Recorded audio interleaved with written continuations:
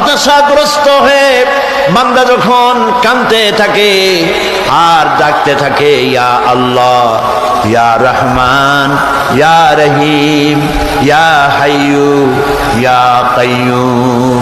একটুখানি তাহাজ্জুদে ওঠেন, গভীর রাত্রে ঘরের সবাই যখন ঘুমানো, আপনি তখন উঠুন, উজু করে একাকী রুমের ভিতরে ঢুকে তাহাজ্জুদের নামাজ আদায় করে চোখ বন্ধ করে যদি ডাকতে থাকেন মধুর সুরে, ইয়া আল্লাহু, ইয়া রহমানু, ইয়া রহিমু, ইয়া হাইয়ু, ইয়া কাইয়ুম।